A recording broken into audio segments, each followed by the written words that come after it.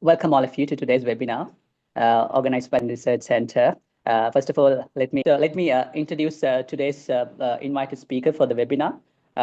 She's Ms. Carine Marks. She's the director of the Tygerberg Poison Information and Research Center, located in South Africa, and also she's a senior lecturer at the Department of Pharmacology at the Stellenbosch University. The Poison Center again is part of the university itself.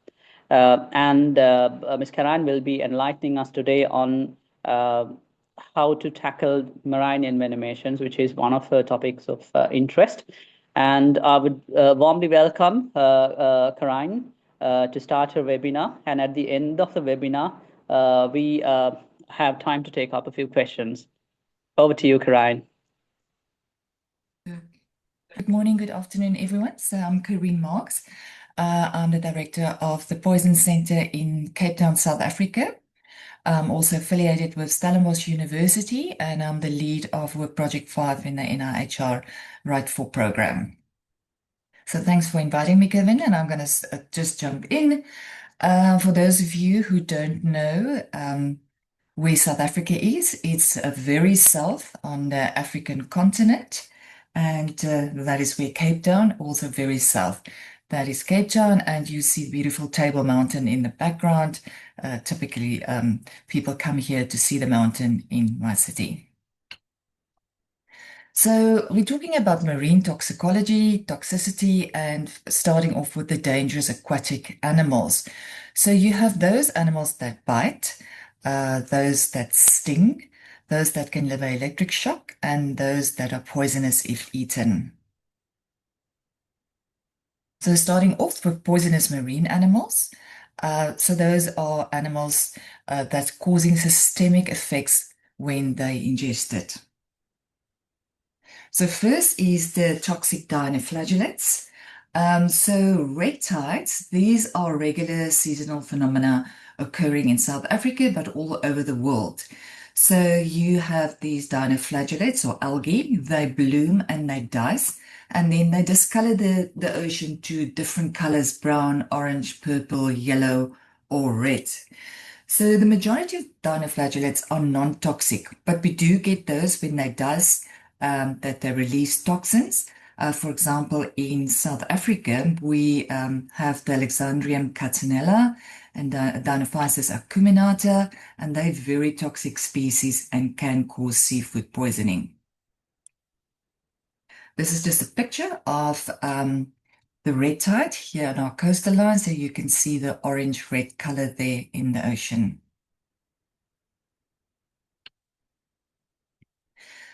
So what happens with when these toxic dinoflagellates bloom and dust?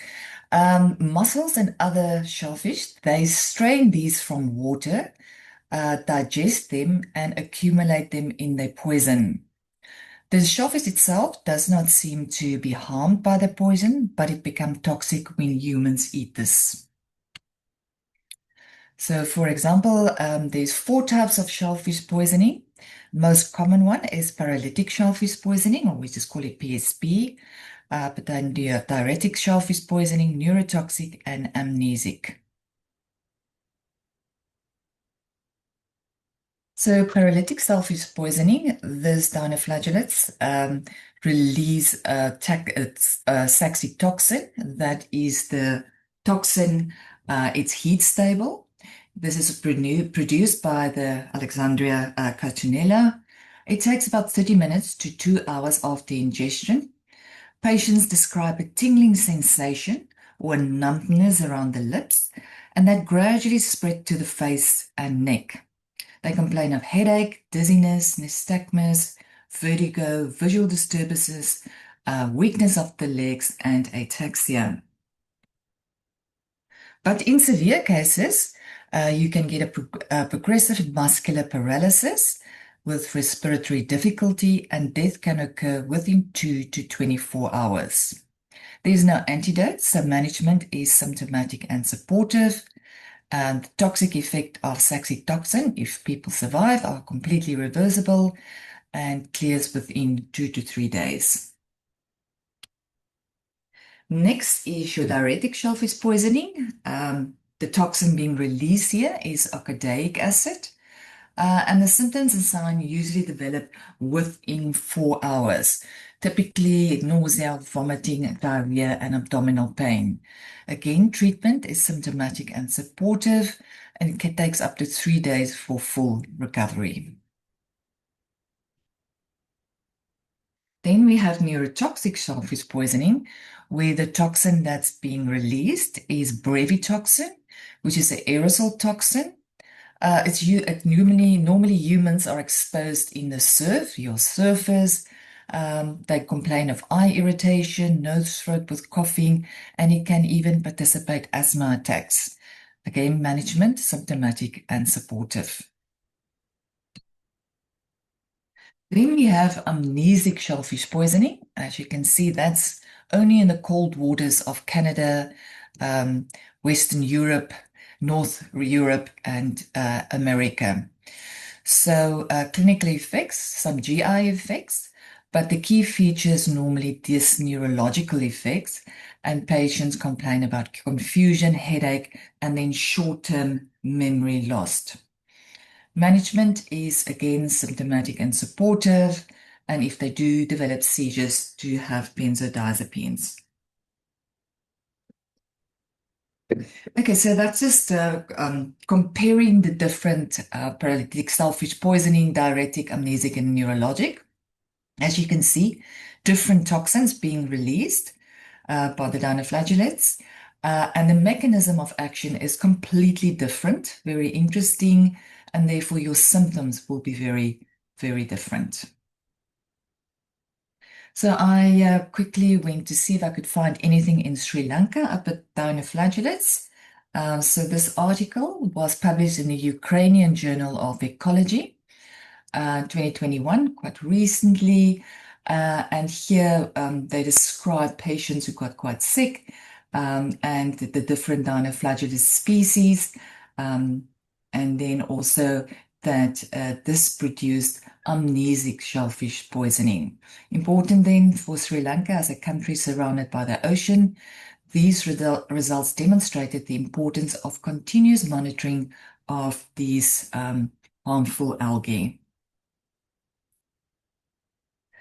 So next up is scombroid poisoning, and that's due to the consumption of spoiled fish. So it's not old fish, it's literally fish that's not properly refrigerated. It's not an allergic reaction. Patients are not diagnosed as allergic to fish. What happens with this fish, because it's not properly refrigerated, the bacteria proliferate and convert histidine to histamine.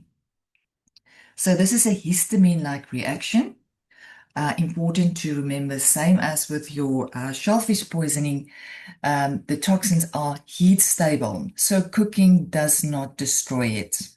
Most common fish involved is your tuna, your mackerel, and here in South Africa, the Cape Yellowtail, a very delicious fish, but it can have scombroid poisoning. So the Cape Yellowtail, Sciura lalalandi, is involved in most of our local cases. It's not ever that serious, but patients do get quite sick. They have this rapid, quick skin manifestation. That's the prominent feature. You get this hot, blotchy, flushing skin, especially in the face and neck and the upper chest.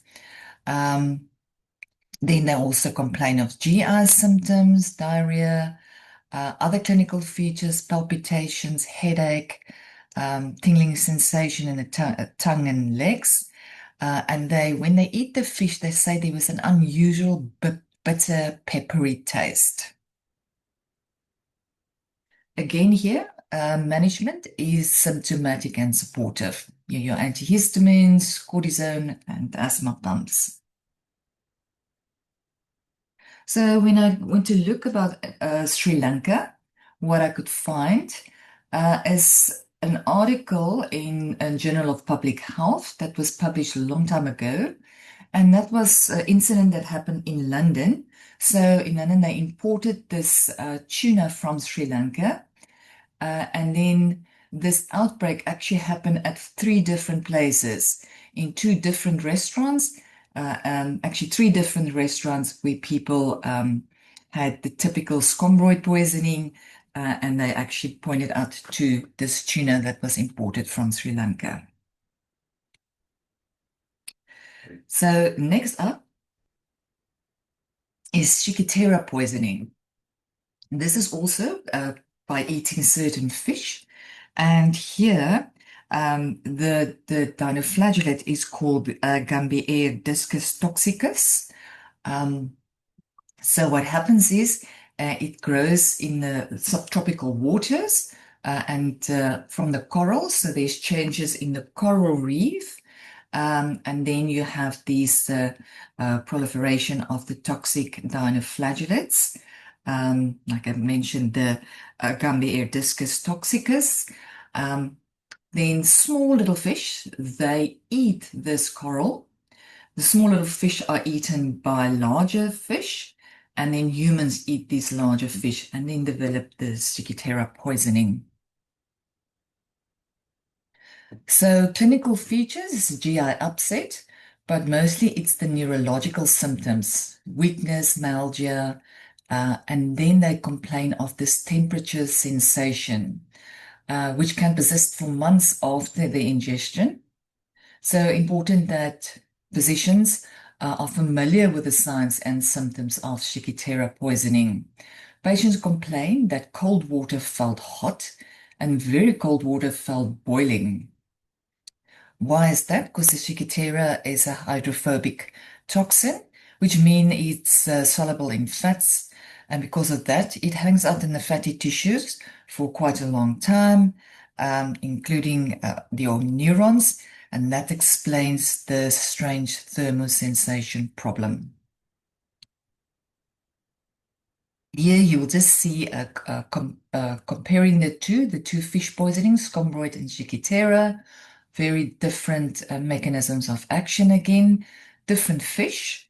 Where with the Shikitera, it's more your barracuda and snapper, and with the scombroid, like I said, the mahi-mahi tuna, but also here in South Africa, the Cape yellowtail. And then symptoms and treatment are also different. So the last fish poisoning is tetrodotoxin. Very poisonous fish when eaten.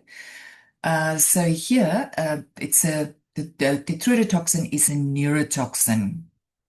So envenomation in humans occur when they eat this fish, normally the puffer fish, but also sometimes from bites of the blue ring octopus. And the puffer fish, the tetrodotoxin containing organs are normally the liver, ovaries, intestines, and skin. Again, tetrodotoxin is heat stable and are not destroyed by cooking. And mechanism of action, the neurotoxic effects result from inhibition of your sodium channels. So clinical features, it can occur anything from 5 minutes to 3 hours after you've eaten the puffin fish. And there's 4 clinical stages. Right in the beginning, I guess it can happen very quickly. Patients complain of numbness around the mouth, GI symptoms such as nausea. Then they complain of numbness of the face and tongue, slurred speech, abnormal reflexes that quickly leads to paralysis, dysphagia, respiratory distress, and in grade 4, this can lead to hypoxia, bradycardia, unconsciousness, and death. There's unfortunately no antidote. Treatment is symptomatic and supportive. If patients survive, if they didn't eat a lot of it, recovery can occur within 24 to 48 hours. Okay, so very in Japan, the pufferfish of fugu is a delicatessen. They have it in sushi or in soup. And in chefs that actually can serve this fugu, they train for 5 years because they need to know not to include the gonads, the liver, the skin. So if you look at the data, in the period from 1956 to 1958, nearly 500 people died in Japan as a result from the tetrodotoxin, from eating this puffer fish. So they were then trained. They decided to start training these chefs, like I said, for 5 years.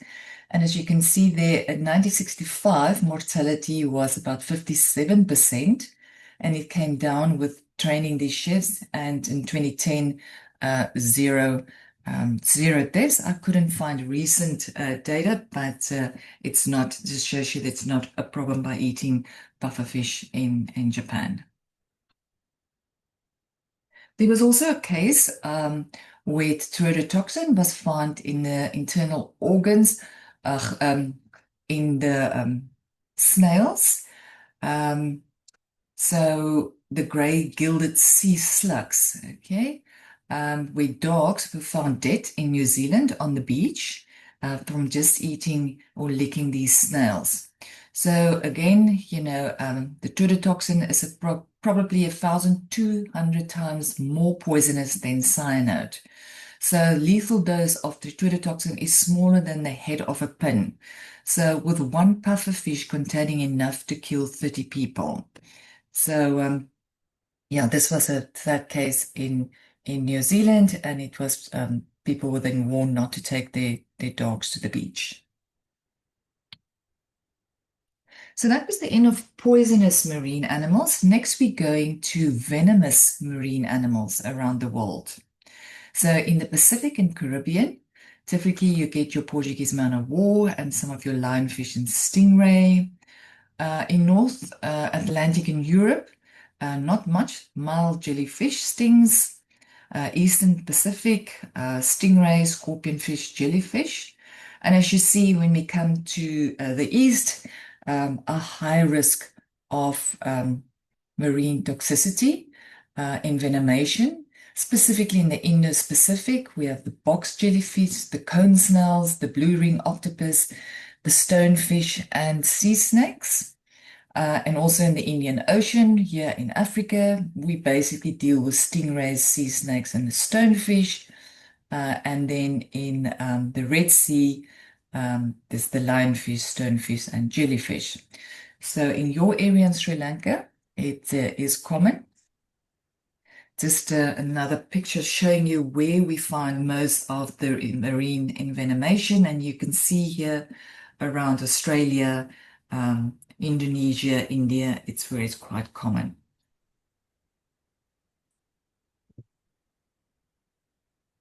So with marine envenomation, there's 3 main mechanisms. You have your nematocytes. So those belong to the jellyfish. And they have these stinging cells where they inject the venom, and that can lead to systemic toxicity. Then we have bites. Here we have your sea snakes. Some of them can be very poisonous. Apart from tissue injury, there's neurotoxicity and myotoxicity. And then last, our stingrays, stonefish, lionfish, the venom, they're delivered via spines or barbs, severe pain, necrosis, and systemic effects. Okay, so we're now going back to your nematocytes. So belong to different animals like your corals, your jellyfish, your stalk jellyfish, your box jellyfish, and then also your Portuguese man of war. Starting off with a box jellyfish. So it's the most rapid acting venomous marine envenomation and can cause cardiovascular collapse. It's found mainly in the warm coastal waters of Australia, but also Thailand, Philippines, and the Indo-Pacific region. So the most famous species is the Chinorix fleckeri. The tentacles contain millions of these nematocytes or stinging cells, and they inject this extremely potent venom then when they come in contact with the human. So very quickly, within seconds to minutes, there's excruciating local pain, and then systemically, they can develop a rapid cardiovascular collapse. So severe envenomation can lead to death within 2 to 5 minutes, and it's especially in children. So here again, the mechanism of the box jellyfish. As you can see, the resting nematocyte gets triggered, and that's when they're firing the venom into the human, cardiotoxicity, neurotoxicity, dermatogenic necrosis, and a rapid collapse. The Chironex fleckeri is one of the most dangerous venomous creatures in the world. It's quite a large jellyfish, can weigh up to 6 kilos. The tentacles can stretch up to 2 meters. Problem is that this box jellyfish is transparent in the water, so very difficult to see. And they each have 4 bundles of tentacles, up to 60 in total. So really a dangerous animal, and highly advised not to swim in waters where you find the box jellyfish. Another jellyfish is the Irukandji syndrome, and here, or the catecholamine syndrome. It's less severe than the jelly boxfish, but it can also be very poisonous. Onset can be delayed, anything from 5 to 40 minutes. And as you can see there, it's quite a tiny jellyfish, also transparent, so you don't see it's in the water. People complain of this pain, generalized pain, also hypertension, and then they talk about this anxiety, they sweat a lot, this impending doom. And that's typically what you experience with a massive release of catecholamines. If you get stung by this little jellyfish, it can lead to cardiac complications as well. It's mostly found in the deeper waters on the reef, so it's more dangerous to your people snorkeling or scuba diving.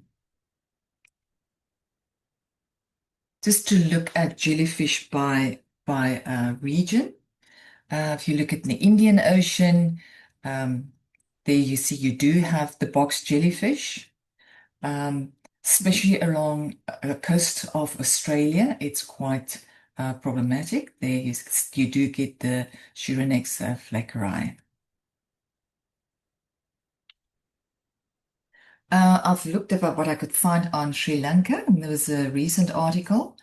So here it was a 21-year-old fisherman from northern Sri Lanka who was stung by a jellyfish, wasn't properly identified because they didn't take a photo, but he developed urinary retention and paralytic ileus following this jellyfish sting.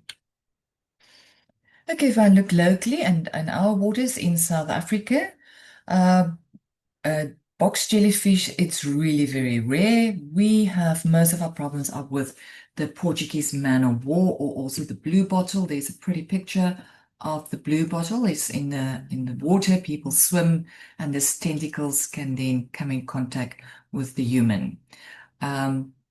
It's quite painful, but normally not very serious. Treatment symptomatic and supportive. And in rare occasions, people can develop an allergic reaction. So treatment, rinse with seawater, apply vinegar and hot water immersion. So here you can see a patient that was stung by the blue bottle. It caused immediate burning and intense localized pain and itching.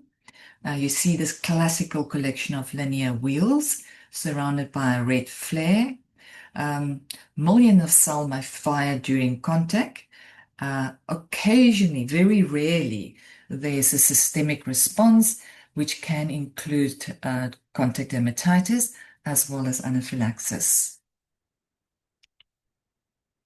Important to remember with the blue bottle stings is that when you're on the beach, do not use fresh water to try and wash off the stinging cells. If you need water, use seawater, because fresh water or even rubbing it may cause the nematocytes to discharge even more. You can use vinegar, but not often people go to the beach with vinegar. What's important is that you do physical removal of the nematocytes. What helps quite well if you have a plastic credit card and you start just scraping off the nematocytes. Because it's heat labeled, no, the opposite, if you remember when we spoke about poisoning, they were all heat stable. So whether you cook the fish or not, it's still poisonous. Here, the venom is heat label. So if you put that part of the body that was stung by the nematocyte, the blue bottle, you put it in a hot bath for about 30 minutes, it really relieves the symptoms. And then also the application of topical steroids may be indicated, especially if there's a dermatitis. So the next group, the echinodermata, this is the sea stars, your sea cucumbers, your lilies. The really one that's problematic here is your sea urchins. So what happens when you get stung by a sea urchin? Normally people step on them. And the spines break off into the skin and it causes this local tissue reaction. What's important is that we need to remove the spines immediately because otherwise it can lead to severe infection. Okay, and now we're going to talk about your acanthotoxic fish or your venomous fish species. So here, there you see a picture of the stonefish, quite camouflage, and then the scorpion fish next to it, and lastly the lionfish. So they're normally bottom dwellers, especially the stonefish lie at the bottom of the ocean. You don't know the fish is there, and people step on them. And when they step on them, the poison cytotoxic venom is injected by these sharp spines or fins. And of all the three, the stonefish is the most venomous. In general, venoms of the bufffish are basically cytotoxic and causing severe pain and edema for several hours. The wound can be ischemic or can also bleed profusely. Edema, area of the penetrated skin may stimulate bacterial cellulitis, so you have to watch out for that. And secondary infection, local necrosis is also common. So if you compare the three fish, the stonefish, scorpionfish, and lionfish, as you can see, the stonefish causes the most severe pain. It can lead to systemic toxicity with the stonefish, but not so much with the scorpion and lionfish. And all of them here, again, the same as with the blue bottle or the box jellyfish, hot water immersion is recommended. There is no antivenom, but for the stonefish, there's antivenom in the Australia region. It was just locally. It was a patient, a phone call we took from our poison center. The patient was in Mozambique. He jumped off the boat to go snorkeling and then stepped onto the stonefish. And here you can see the severe outcome of this envenomation. So how would we treat the stonefish injury? So very important that we get the precise history, as with all other snake bites, scorpion stings, the same with marine. Look at the puncture wound. Also what works very well is immerse that area, the foot, for example, into hot water, about 45 degrees, for 30 to 90 minutes or until pain gets better, and then transfer the patient to a medical facility. Important to give tetanus. And here we recommend to start prophylactic IV broad-spectrum antibiotics. For example, because it's a marine wound, we need to cover gram-negative organisms, Staphylococcus aureus and Streptococci. For example, you can give a combination of doxycycline and a third-generation cephalosporin, like ceftriaxone. Also, analgesia is important. You can give local anesthetic injections.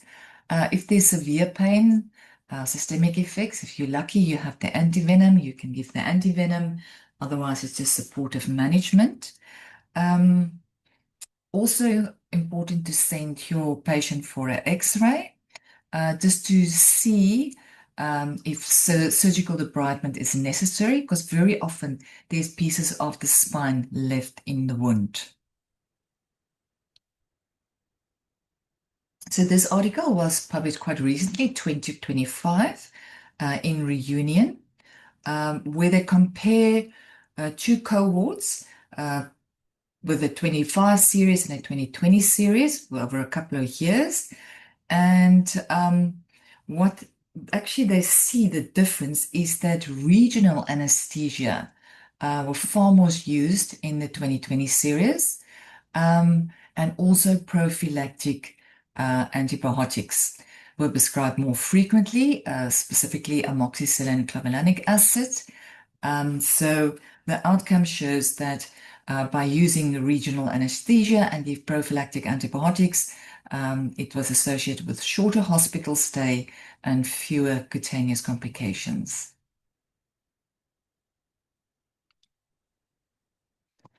I just want to mention the catfish here as well. We get quite a few calls from the catfish. Catfish can be in fresh water or in seawater.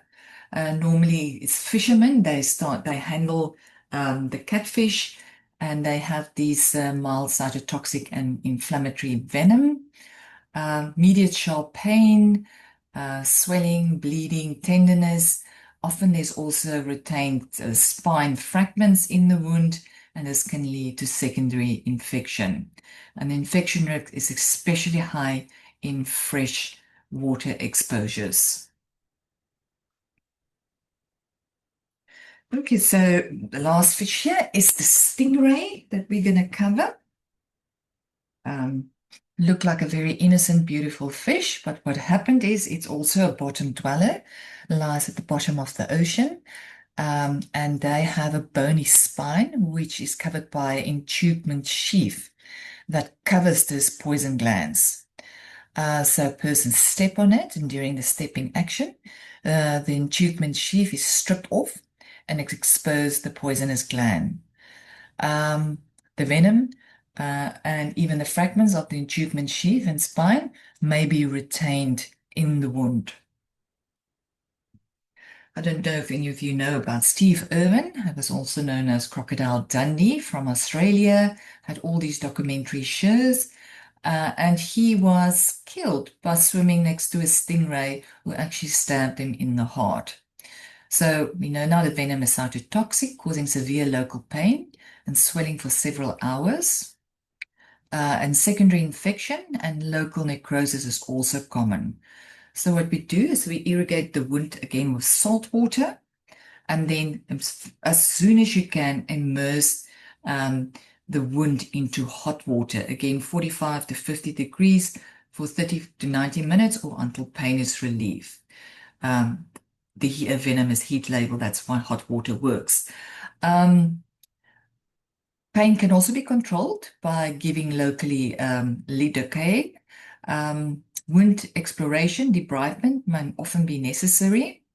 And just keep in mind, these wounds are slow in healing and they often become infected. And here we also would recommend prophylactic antibiotics. This was just in our region, a call we took at our poison center in Cape Town. And you can see this is a very large stingray. And you can see the incision here, the wound it caused in this patient, and he was complaining about severe pain. So next is sea snakes. We don't have sea snake problems in South Africa, but see you do have in the Pacific Indo region. And sea snakes normally cause muscle pain and dark urine. So the patient come in, they complain about this muscle pain, they have dark urine, think sea snakes. So in the Indo-Pacific coastal waters, The venom is neurotoxic and myotoxic, and typically patients develop rhabdomyolysis. Problem with the sea snake, often people don't know they're bitten. It's minimal bite size, and they only develop these complications later, such as acute kidney injury, hyperkalemia. Management is IV fluids. So start fluids early to prevent renal failure. There is some antivenom, although not readily available. So one snake that you do have, very poisonous snake in your waters, is the Envenomations cystosta. This is one of the most medically important sea snakes in the Indian Ocean, including the waters around Sri Lanka. So here the venom is neurotoxic and myotoxic. So what happens during the post-synaptic neurotoxins, that leads to paralysis.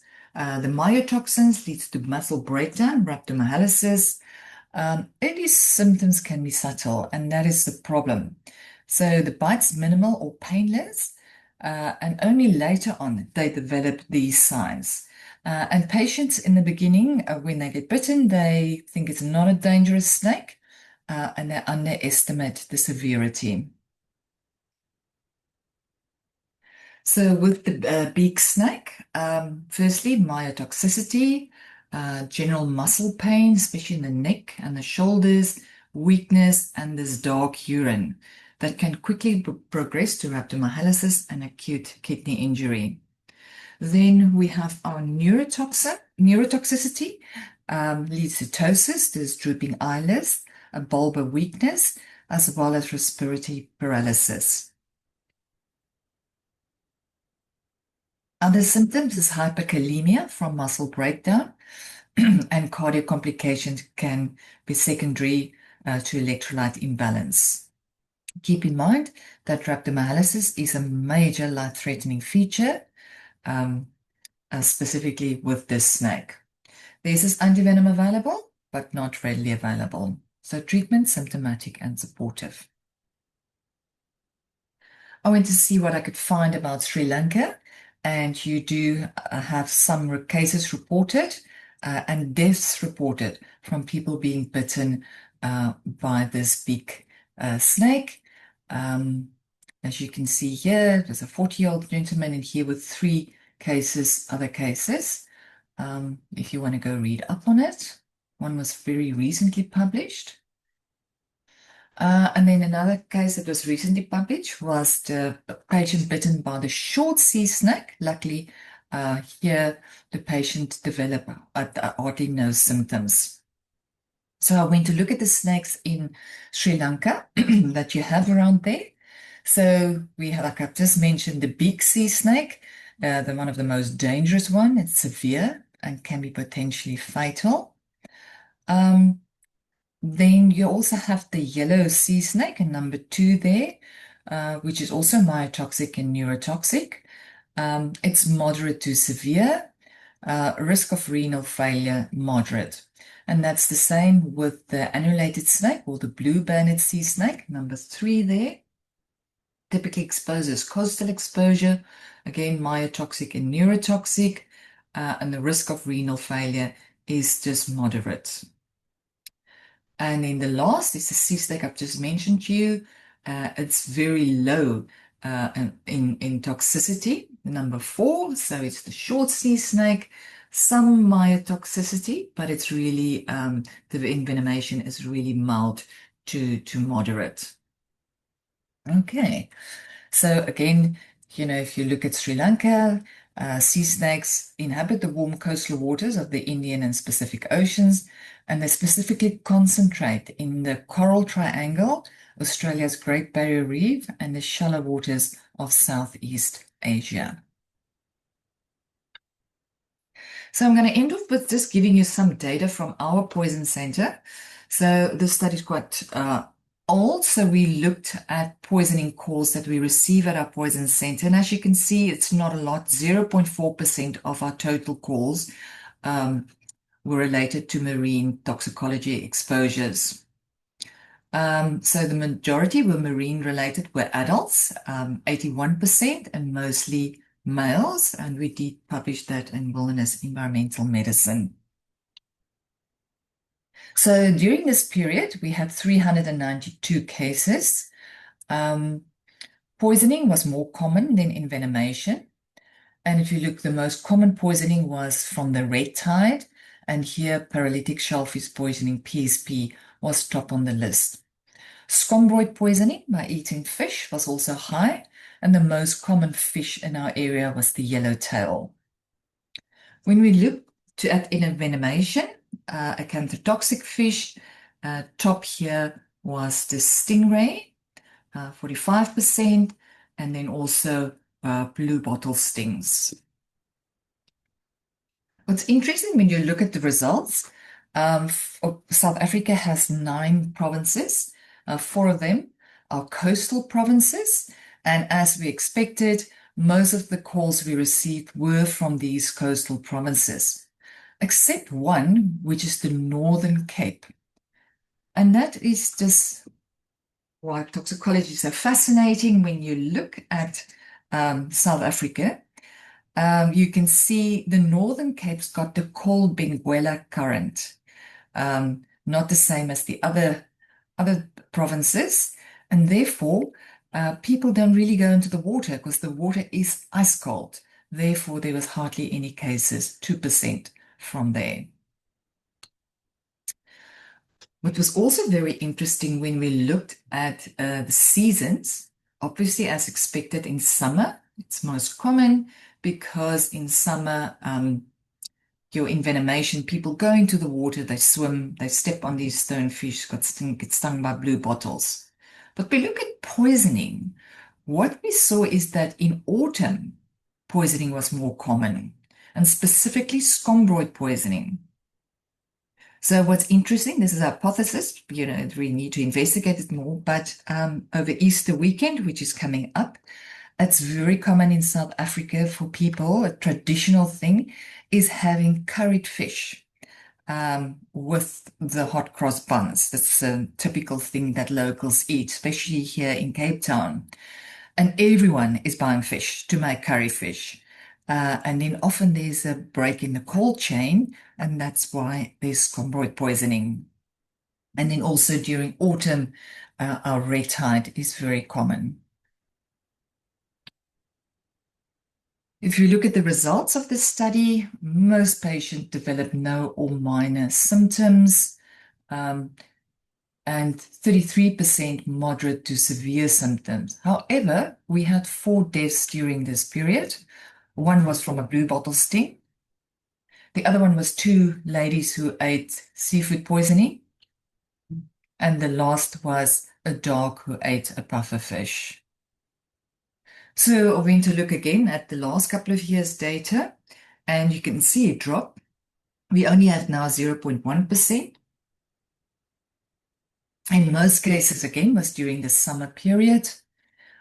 Most patients developed no symptoms or minor symptoms, and there was only 1 person who developed this more severe necrosis. I've showed you the photo of that person who stepped into the stonefish. Pufferfish as well, people handling pufferfish, 6% of them had, we took 9 calls, 6% of the calls. When we talk about marine poisoning, people eating, and you can see again scombroid poisoning, not a lot over this period, but we had 27 cases, shellfish poisoning 10, then 1 Shikitera, and then 1 tetrodotoxin. Here, a patient actually died. So 3 adult males decided to eat a puffer fish. The 1 patient developed severe nausea and vomiting and cardiac arrest. And that is the end of my presentation. Thank you very much for listening and your time. Thank you very much, Carine, for that very interesting lecture.